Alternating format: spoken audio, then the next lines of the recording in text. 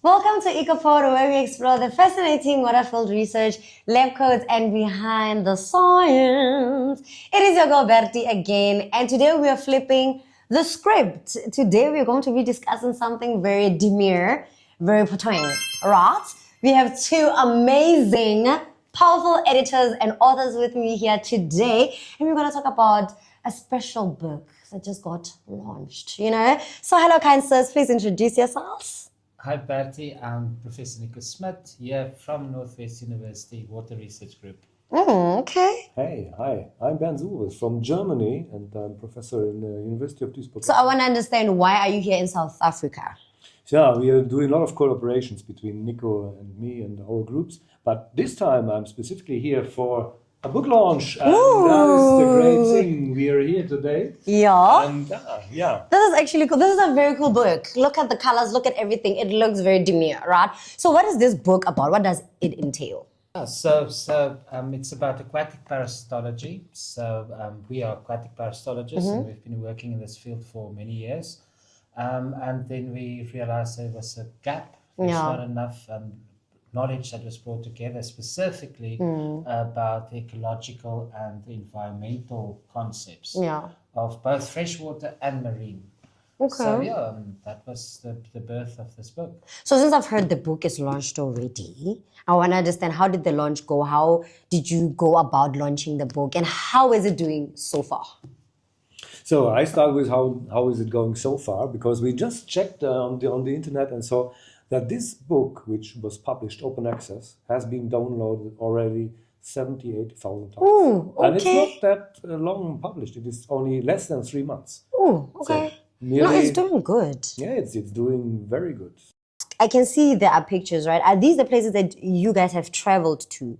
Or just normal, just random images? No, so the photos is usually how it works is that in this specific book we've got chapter authors. Okay. So Bernd and I'm the editors. So we got this big group of people from all across the world together, all experts in their fields, and then they produced a chapter specifically to their interests and what they've been researching about for many years. Okay. And then the pictures you will see was either taken by those authors themselves, or also both of us and our research groups contributed quite a lot of the chapters to the book. So I think about half of the photos that you will see, there's actually photos that we took as part of our research. Because I also came across illustrations, right? So like you said, you are part of the editing team. I want to understand, who did the illustrations? Who was part of that?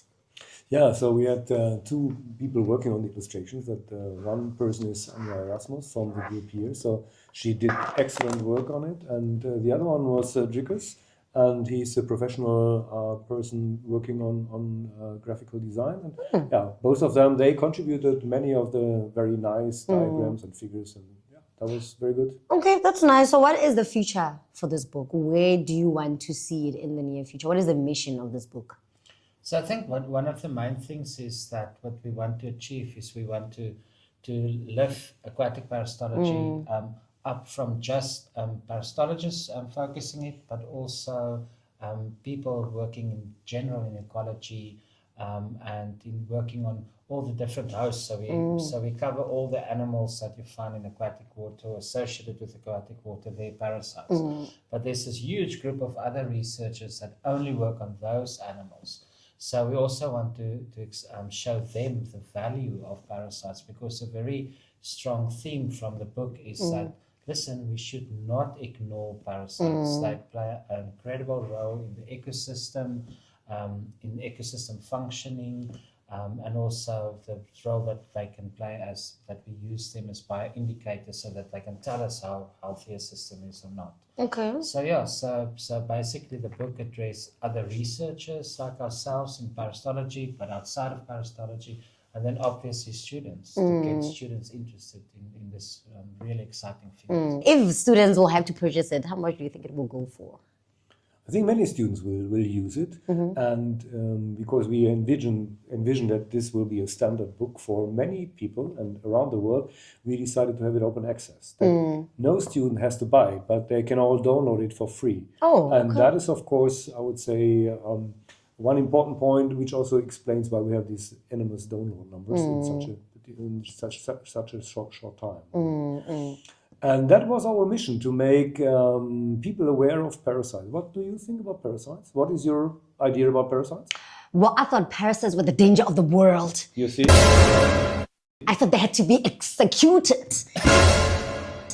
but every day I'm learning that they're actually good.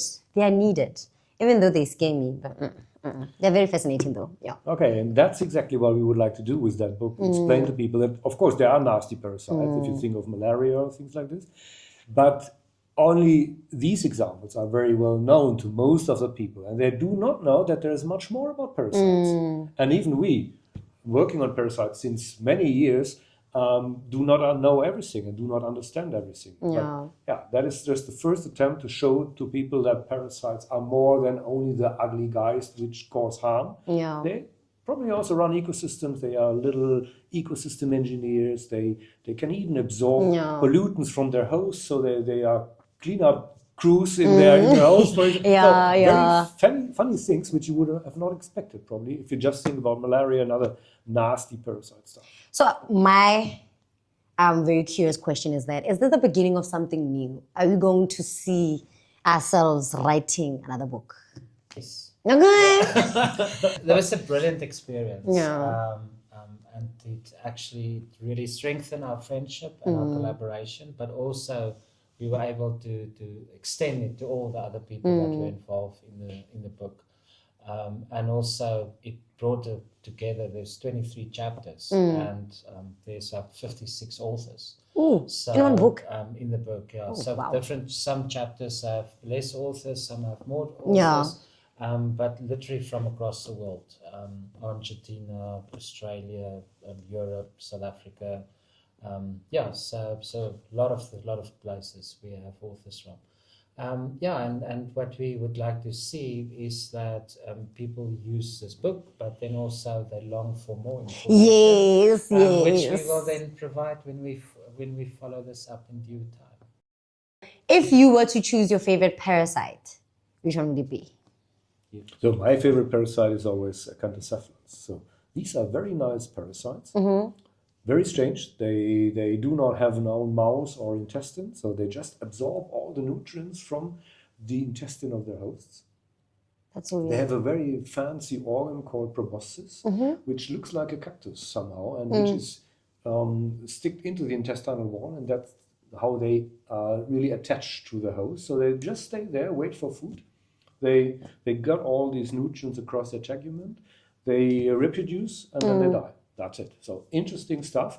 But what they do is, when absorbing all the nutrients, they also take up pollutants. And they can even take pollutants from the host tissue. So if you would see a host which is infected with parasites as compared to one which is uninfected, the uninfected one has higher metal concentration in the tissues compared to the infected one.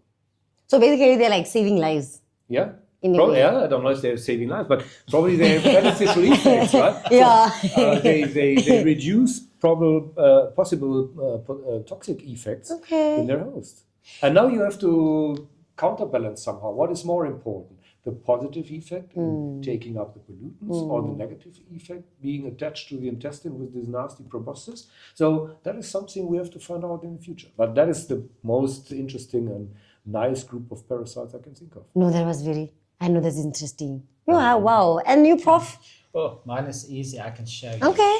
So you can see how important is this parasite because it already featured on the second page. Is it this one with the fish tongue and stuff that gets stuck on the fish's tongue? Actually, that's also my favorite because it's just so weird how it just replicates itself as a fish's tongue. Like you're just there cruising nicely. That is so crazy. Why is it your favorite parasite? No, so I've been fascinated by that from since the start of my career. It's just to when you catch a fish and you open the fish's mouth and there's like something looking back at you. And so even before I started in parasites, in parasitology, I saw them because as a as a young boy, I went fishing with my dad and my brother, and I saw them there, not knowing what it was, not knowing that I will do research on them. And then many years later, I actually for the first time found out what they were. And then we had the privilege of actually that species in the photo describe it. And its species name is famosa, meaning it's a famous parasite because it's been talked about so much and featured so much. Yeah. So that is my favorite group. Okay. But thank you so much for tuning in here with us on EcoPod. And please, you better get yourself this book, and you can also download it. Where can they download it? Maybe we put a link to the download with the Okay, we'll put and the it's link. for free. You can download it for free. So you better get yourself acquainted with this book. I think I will, because there's a lot of interesting things in here. And learning new things is actually nice. Let's start reading and leave social media alone for a while. Okay, thank you so much for tuning in to EcoPod. See you next time. Bye.